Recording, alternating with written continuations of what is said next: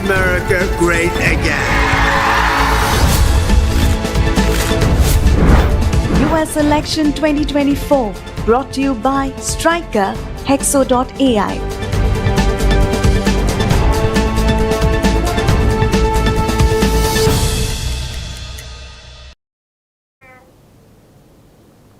Hello viewers of the Indian Express, I'm Flora Swai and welcome to our special bulletin on the 2024 US presidential elections. A New Hampshire hamlet in the United States is already voting, and today is the 5th of November, polling day in one of the oldest democracies of the world, that is the United States of America. We are again joined today by Arthur Sullivan of DW, a political correspondent from Berlin. But before we move to him, where we speak about the implications of the US polls on Europe and transatlantic relations, let's take a look at what the impact of the US polls will be on Europe and the war in Ukraine. As the United States gets ready to vote, European leaders are closely watching the tight contest between Kamala Harris and Donald Trump. Many of them are anxious how the US election could shape the war in Ukraine and impact Europe's security.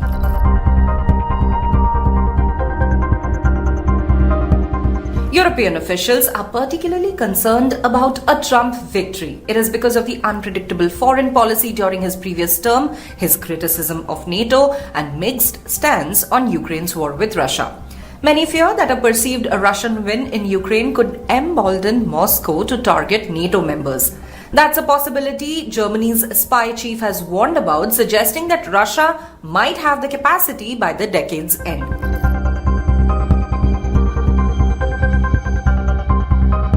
To mitigate the potential effects of a sudden US withdrawal from Ukraine support, Europe and Biden administration have implemented strategies.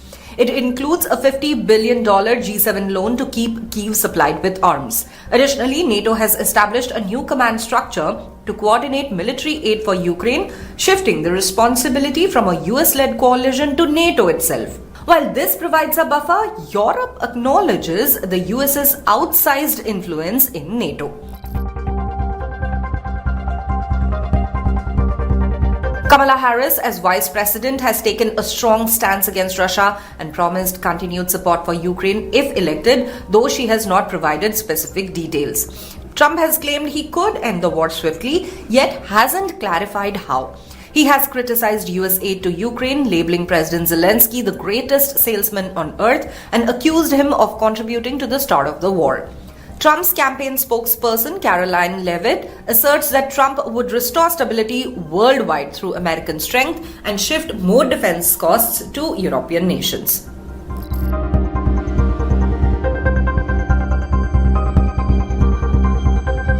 The election comes as Kyiv and its allies face new pressures, which is Russian forces continue to advance in Ukraine's east, Europe faces economic strain, and Russia-friendly populist parties are gaining ground. A senior NATO diplomat noted that as war drags on, voices questioning Europe's support for Ukraine are getting louder.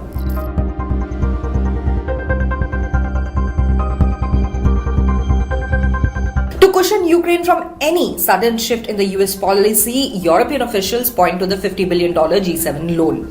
This amount is expected to sustain Kyiv's defense efforts through 2025. NATO's decision to move military aid coordination under its own structure is intended to reduce dependence on US political shifts, but its effectiveness remains uncertain.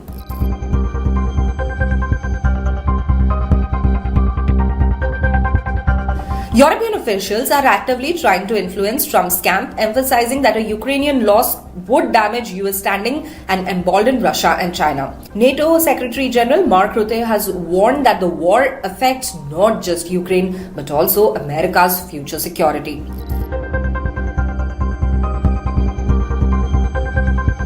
Not all European leaders are wary of Trump. Hungary's Prime Minister Viktor Orban, a Trump ally, opposes military support for Ukraine. Some Eastern European officials even speculate Trump may escalate US involvement, potentially providing Kyiv with more advanced weapons if Russia fails to honor any peace deal he proposes.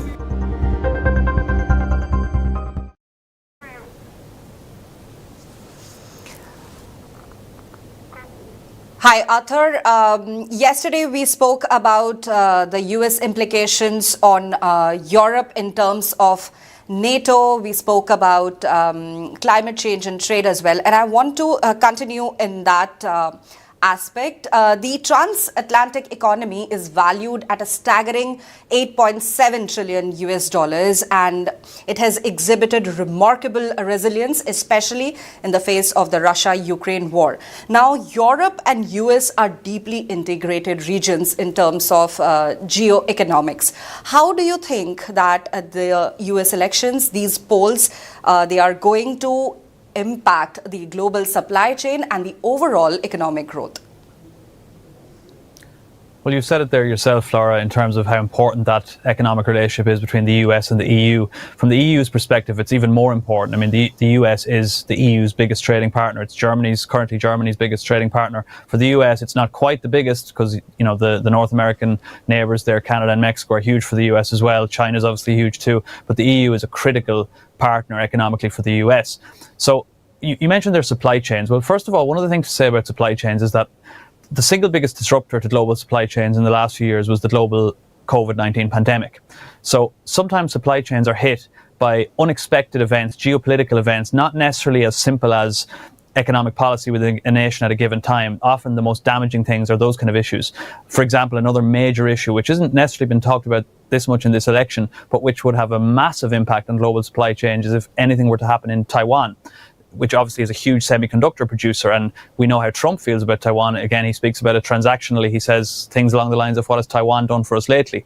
So when it comes to supply chains, I wouldn't want to be too prescriptive in terms of outlining what could potentially happen.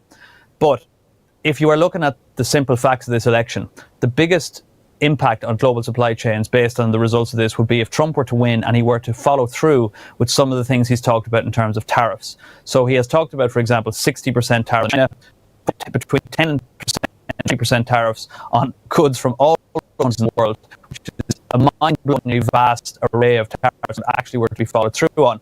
And then 100% levy on from wherever from. So if some of these promises, Flora, were to be followed through, then obviously that would upend multiple supply chains, depending on the nature of how they interact with the US economy.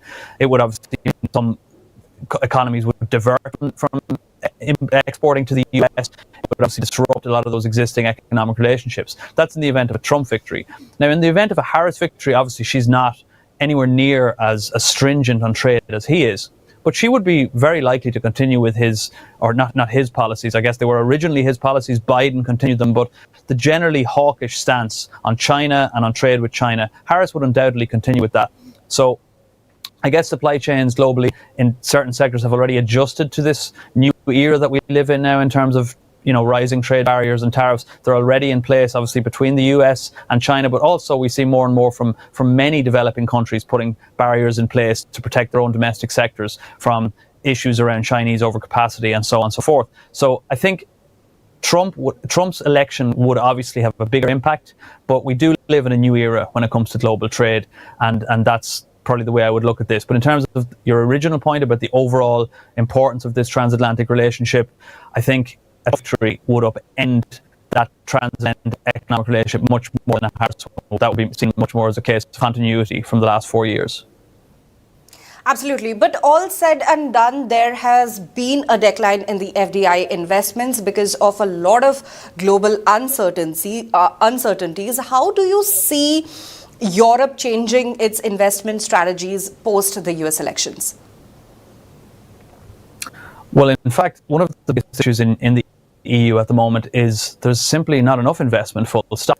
Just in September, we had a major report from Mario Draghi, a name you may be familiar with, a former president of the European Central Bank, a former Italian prime minister, and a very, very influential figure in Europe when it comes to the economy. And he was commissioned by the EU to make a major report on the EU's economic readiness for the years ahead. And one of the biggest things that he emphasized was that Europe is lagging very much behind when it comes to investment on some key sectors in terms of digital economy, innovation, AI, tech, high-tech material, high-tech goods, all those absolutely critical sectors which the US and indeed China tend to go forward on. It has an investment crisis at the moment, full stop. Its biggest economy, Germany, embodies that. Germany dramatically needs investment across multiple sectors, from the most obvious in terms of infrastructure to roads, bridges, to schools, and then to high-tech sectors, like I mentioned, such as in AI and so on. Europe has an existing problem when it comes to investment. AI startups, for example, in Europe, they tend to go to America when they get the chance. They recognize that the US has a much healthier investment climate. And so I think Europe needs, like I said to you yesterday, Flora, many times, Europe can worry about the outcome of this election as much as it wants, and it can say, well, Harris might be good or Trump might be worse or whatever. But Europe has its own serious problem they're going to endure regardless of the outcome of the election. Of course, a Trump victory will complicate lots of aspects of EU economic policy, more perhaps than a Harris one, but it's not going to solve, a Harris victory is not going to solve a very fundamental problem that you have at the moment in the EU economy. Stagnation, low growth, lack of investment, lack of readiness for the future, lagging behind the US and China when it comes to these key digital innovation areas of growth. And so when it comes to how Europe's investment strategies are going to evolve based on this election, I'm not sure we're going to see a huge jump either way. Perhaps if a Trump victory may lead to some changes in patterns. There may be some divergence of investment from the US, but at the moment there's not even that much FDI flows from the EU to the US full stop. So I would say the bottom line here is that the EU has its own problems when it comes to investment that will endure regardless of the outcome from this election today. Absolutely. We spoke about automotive and pharma industries yesterday in terms of Europe and US relations. We know for a fact that any policy change in Washington when it comes to manufacturing directly impacts Europe, be it the dock workers strike in the east or Gulf Coast, or be it China's dominance in the EV sector. How do you think Europe will try to sort of bolster its automobile and manufacturing sectors post this election?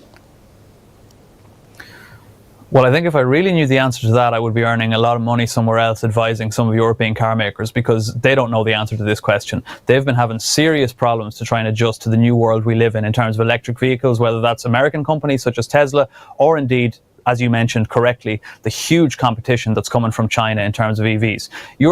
For Europe and indeed for America, car making, and for many countries around the world, car making is a really important symbolic industry. It goes back to the sort of post-World War II era of, everyone wanting their own car. It symbolizes so many different aspects of a strong economy across manufacturing.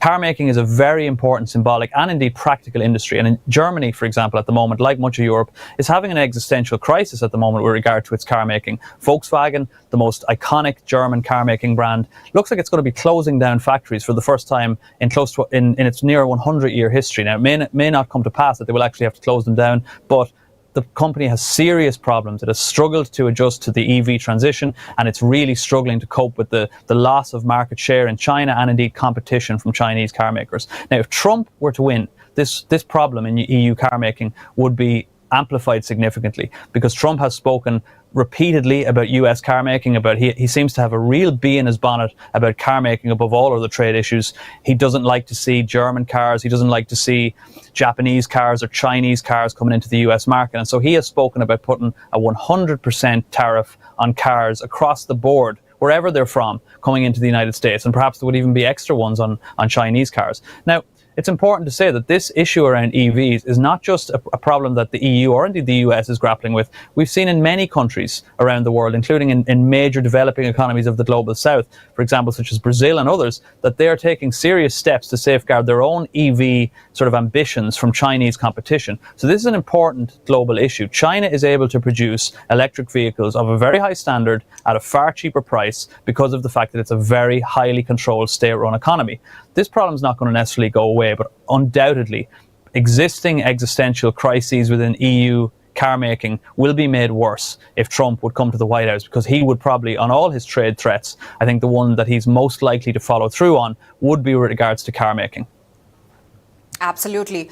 Trump's America First policy could be detrimental to Europe in terms of automobile and manufacturing industries. At the same time, we spoke about climate change yesterday, climate protection, and I want you to elaborate on that. The fact that US and Europe have worked on a lot of climate change projects together, especially the global methane project for that matter.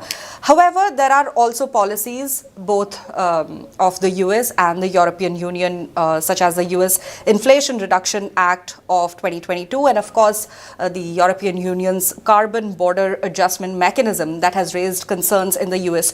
So my next question to you is sort of two-pronged. First of all, how do you think Europe's climate change policy and especially the Green Deal strategy going to work out with the new US president, whoever takes to the Oval Office? And secondly, how is the global carbon pricing and emissions reduction efforts going to pan out? Well, I think that, to take the first part of your question, the EU across the board, in terms of most of its leaders in most countries, there's a strong commitment to the EU's Green Deal, which, there's various aspects to that, multiple pieces of legislation, multiple ambitions. But the number one is for the EU to become carbon neutral by 2050. Now, there's a lot of doubt as to whether that's going to happen, but there's undoubtedly a very clear path ahead. The EU is firmly committed to that path. And we already do see, and we've seen, in our lives for years now, those efforts to try and reduce emissions, to deal with climate change. And it's a road that the EU is clearly set on. And I don't think what happens in this election is going to ultimately change that. That's the goal. The EU is committed to it. Now, obviously, there's going to be complications. I mean, you mentioned, for example, the Inflation Reduction Act. That is a very good example of an area where there's tensions in terms of how to deal with this green transition between the US and the EU. It's been a very, very successful piece of legislation from the Biden administration's perspective, commitment of hundreds of billions of dollars, subsidies and support for green technologies in the US. It's already created a lot of jobs. It's only in the very early stages, and yet it's going really well. But from the EU's perspective, they see that as protectionism. They think, well, that's attracting, first of all, investment from some EU companies because we can't compete on that level. And in general, it's just protecting American-based firms and giving them support that maybe, EU firms can't have the same level. And so it makes it much harder to compete with them. That's an understandable gripe. And of course, on a lot of these issues, when it comes to how to deal with climate change, there are going to naturally be tensions between different governments. I mean, for example, I know with India, the Indian finance minister recently made a point of talking about the EU's proposals with regard to, you mentioned there, the carbon border adjustment mechanism. She made the point validly from her perspective, and indeed from a major, huge global developing economy such as India's, that the plans that the EU has to bring in stricter carbon pricing on both imports and indeed domestically produced EU companies, that if it were to come through, it would come through by 2026. In fact, it will come through by 2026. The legislation has already been agreed. That she made the point that this would obviously make it much harder for Indian firms and indeed for other firms to import into the EU, and that it's an unfair playing field perhaps because they're at a different stage of their development. They obviously are using coal perhaps more than the EU nations or developed nations. They're still a little bit more reliant on it perhaps in some sectors, certain industrial sectors, and therefore it's cutting off a key market for them when all of a sudden they have to pay this large levy. Now, the issue of global carbon pricing is certainly not going to go away. I mean, the US itself is talking about bringing in similar legislation that the EU has brought in on this topic. Now, obviously a Trump victory would probably complicate that, to put it mildly. On one level, I'm sure he would love the idea of making it harder for other countries to sell to the US. On the other level, we know he is a climate change denier, so he may not even understand the concept of carbon pricing. But it's still something that may proceed with. It certainly is likely to proceed if Harris is elected to the White House, because that was obviously something the Biden administration were discussing. I know that the WTO, the World Trade Organization chief, has spoken quite a lot recently about bringing in a global carbon pricing mechanism, a system whereby all nations in the WTO are signed up to that.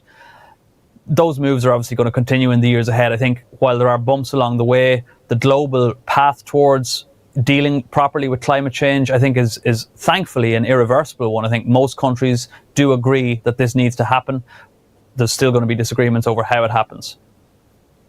Absolutely. We would like to tell our viewers that the European stocks closed lower ahead of the US elections yesterday, and the tech stocks were down by 1%. And moving on from stocks to defense stocks, Arthur, the Trump victory in the race for the White House is seen as bullish for defense stocks for Europe, given his warnings to scale back on US military support, and also the fact that if he wins, he will force NATO members to spend about 2% of their GDP on defense. So how do you think this will impact Europe's defense spending and, of course, military modernization? Yeah, well, that's really one of the biggest questions stemming from this election. So we have to say, broadly speaking, over the last decade, gradually European stocks, European defence companies rather, have been spending more. European governments have been spending a little bit more on defence ever since the Russian Crimea invasion of 2014. So there has been a gradual increase, but that has really accelerated in the last 4 years for two main reasons. One, as you rightly said, Trump, when he was in the White House, his threats around NATO, his threats around potentially pulling the US, obviously forced European companies and European defence companies, which are irrevocably connected with their own governments. I mean, governments essentially decide what is spent on defence in most countries in the world. So since that period, they obviously realised they had to spend much more on their own defence. But I think the Russian invasion of Ukraine 2 years ago actually brought it home to many people's doors that this is a real threat to European security. And so we've seen, for example, several European companies, including many here in Germany, Rheinmetall, a very good example, where they've been even struggling to cope with the volume of orders they have for military equipment, for weaponry, and so on, for artillery, because of that war in Ukraine and because of a general, bullish stance being taken by more and more European governments with regard to their defence spending needs. So that's going to continue. I think even if Harris were elected to the White House, that would continue, because that trend of a new Europe, a Europe where Russia has been, restored to sort of its traditional role in post-war Europe as a serious security threat, that's not going to just disappear overnight. And so even if Harris were to win, I think that atmosphere would persist. However, if Trump were to win, it will be amplified because of his previous threats to potentially pull the US out of NATO. Now, I just can't emphasize this enough, Flora, for your viewers. If the US were to, under a Trump presidency, follow through with some of his threats with regard to NATO, that would be the end of NATO. That military alliance would no longer really exist, because the US is NATO. It contributes 2/3 of the total budget. Of course, the EU could try and muddle on, but there is simply nowhere near enough military infrastructure or personnel or spending or anything to sustain NATO in the absence of the US. So I think, yes, it would lead to a massive surge in EU defence spending, but it would also raise serious existential questions about the EU's security. So the bottom line is, Trump cannot follow through on those threats, or the EU would have a serious problem. But I would add there, I don't think he will follow through on those threats if he were to be elected. He didn't the last time, and indeed in his campaign this time, he has been noticeably more reticent on talk about abandoning NATO. He continues to say things like that he would effectively, want to do peace deal with Russia straight away after he came to power to end the war in Ukraine, but that's not quite the same as saying he would leave NATO. Absolutely. Arthur, American military power has been protecting Europe for the past 75 years. It actually started with former US President Harry Truman when he founded NATO 75 years ago. But this election in 2024, this US presidential election, sort of poses a question: how much longer will America protect Europe? Is US still going to have EU's back? Well, that is a really good question. I mean, we touched on it there in our earlier answer. So that transatlantic alliance, militarily speaking, NATO, it is the most successful military alliance in modern times. It has been hugely successful, coming up on close to 100 years, 3/4 of a century. It has essentially kept the global order of peace, at least. There's obviously many other conflicts, but in terms of, there's been no world war since World War II, and that is largely to do with the strength of NATO as a military alliance. So it is undoubtedly extremely important. During the Biden presidency, he increased the number of US troops in Europe because obviously of the threat from Russia along Europe's eastern flank. He increased spending obviously to support Ukraine and also to NATO as a whole. So that was a period of strengthening for that NATO alliance. However, again, irrespective of Trump, there still is an understanding within the EU and within Germany that the US's longer-term security pivot, as it were, its eyes are increasingly drawn towards East Asia and towards China. Because while Russia obviously is in the middle of its sort of revival as a real geopolitical threat under the latter stages of Putin's presidency, everyone in the US security establishment knows that China is the longer-term threat. And China's activities, whether it's regard to Taiwan or other activities in the South China Sea, the US is increasingly pivoting its military eyes towards that part of the world. And of course, Europe is the one that will suffer in that event. So I'm not sure that if that were to be followed through with gradually, as it obviously clearly is going to be in the years ahead, that's going to completely devastate the NATO alliance. It won't. That's going to continue to be an extremely important alliance, assuming it survives, for example, a Trump presidency. But Europe's defence chiefs and its leaders understand that the trend is going one way eventually. And so they need to invest in their own security, as they had in previous generations. And that's, I think, the bottom line here, and that there is an understanding around that. However, making them actually step up and spend is another thing. I already mentioned the EU's economic difficulties. Finding that 2% to 3% of your GDP to spend on defence when you're so used to that American comfort blanket is hard. But it's a habit, a 7-decade habit that I think some European governments are simply going to have to break. Absolutely. Arthur, currently, US has overall around 100,000 military personnel stationed across Europe. And the last time Trump was president, from 2017 to 2021, he sort of, threatened that he would pull some of the forces off Europe. According to a BBC report, there are many Republicans who believe that it is high time that Europe started protecting itself. Do you think it's time that Europe should start protecting itself and not be dependent? Well, frankly, I do personally. Yeah. I mean, I think you have to be realistic as well. I mean, Europe is nowhere near capable, as I've already pointed out, to sort of meet or match the level of US investment in security. The US is the world's preeminent military power by a country mile. I mean, of course, you have the likes of Russia and China, which have significant militaries, but nothing can compete with the US. And Europe is certainly not going to compete anytime soon. I mean, for example, where I am in Germany, Germany's armed forces are really, I don't want to be too harsh, but certainly they have been at some points a little bit of a laughing stock.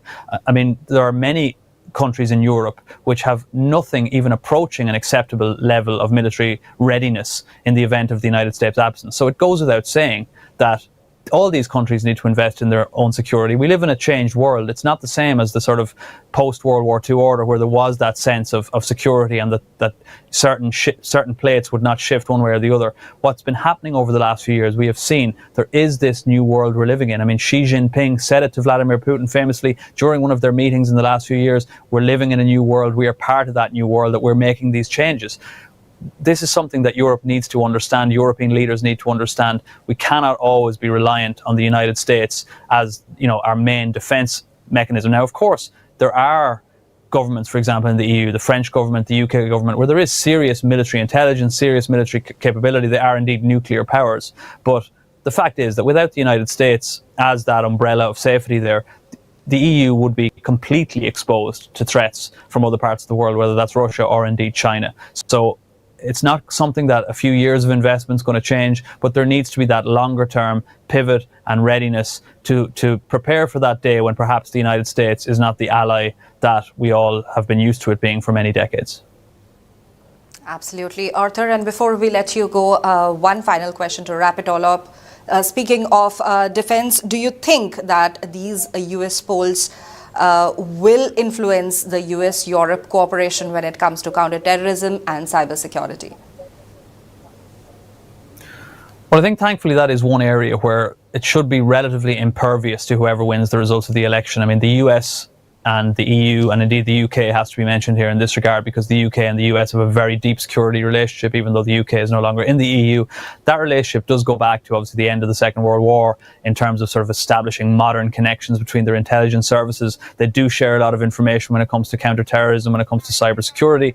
And for example, I know Trump, when he was in power, I mean, he enraged and infuriated the US intelligence community, or certainly large amounts of it, when he famously, or infamously rather, sat on stage with Vladimir Putin in 2018 and undermined his own intelligence agencies by saying that he believed Vladimir Putin's version of events when it came to US election interference and not his own intelligence agencies such as the CIA and the FBI. So I think those agencies, generally speaking, are able to endure the turbulence of political shifts, whether it's a Trump presidency or someone else. And I don't think we're going to see a change in cooperation between those in the world we live in today, even though, of course, Trump, for example, if he were to come into power and he would tend to be a more disruptive influence, he may try and have people in certain positions, but it's not as easy to do that with those agencies as it may be with other branches of the government. And also we are coming out, regardless of the outcome of this election, of a four-year Biden Democrat presidency where clearly the FBI and the CIA and the intelligence agencies have been used to that way of doing business. I don't think it will be easy for Trump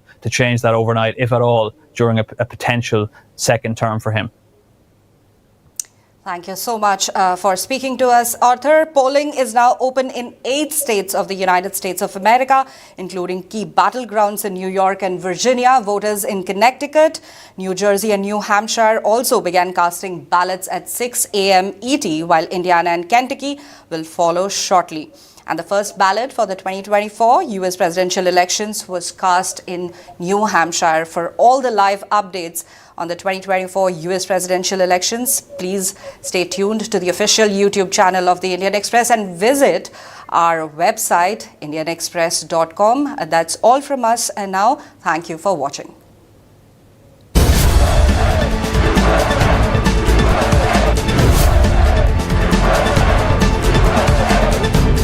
Kamala Harris! Donald Trump would walk into that office with an enemies list. On day one, when I am elected, I will walk in with a to-do list.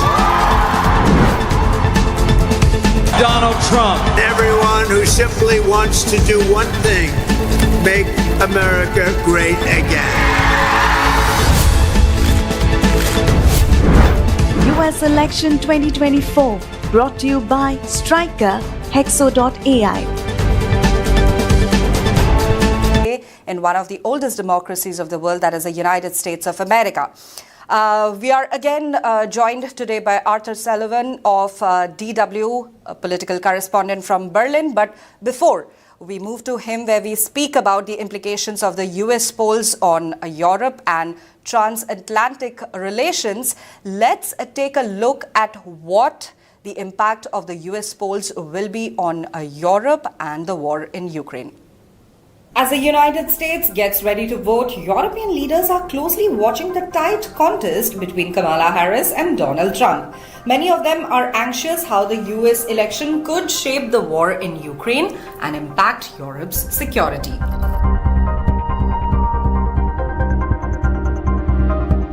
European officials are particularly concerned about a Trump victory. It is because of the unpredictable foreign policy during his previous term, his criticism of NATO, and mixed stance on Ukraine's war with Russia.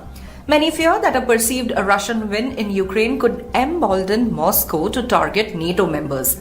That's a possibility Germany's spy chief has warned about, suggesting that Russia might have the capacity by the decade's end.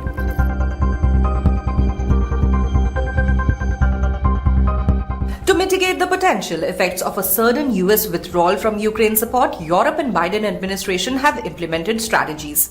It includes a $50 billion G7 loan to keep Kyiv supplied with arms. Additionally, NATO has established a new command structure to coordinate military aid for Ukraine, shifting the responsibility from a US-led coalition to NATO itself. While this provides a buffer, Europe acknowledges the US's outsized influence in NATO. Kamala Harris, as vice president, has taken a strong stance against Russia and promised continued support for Ukraine if elected, though she has not provided specific details. Trump has claimed he could end the war swiftly, yet hasn't clarified how. He has criticized US aid to Ukraine, labeling President Zelensky the greatest salesman on earth, and accused him of contributing to the start of the war. Trump's campaign spokesperson, Caroline Leavitt, asserts that Trump would restore stability worldwide through American strength and shift more defense costs to European nations.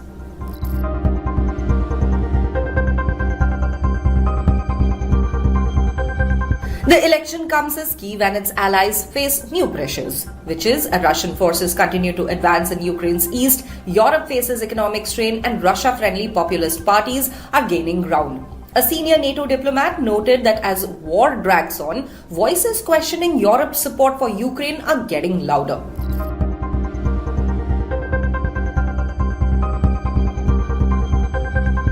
To cushion Ukraine from any sudden shift in the US policy, European officials point to the $50 billion G7 loan. This amount is expected to sustain Kyiv's defense efforts through 2025. NATO's decision to move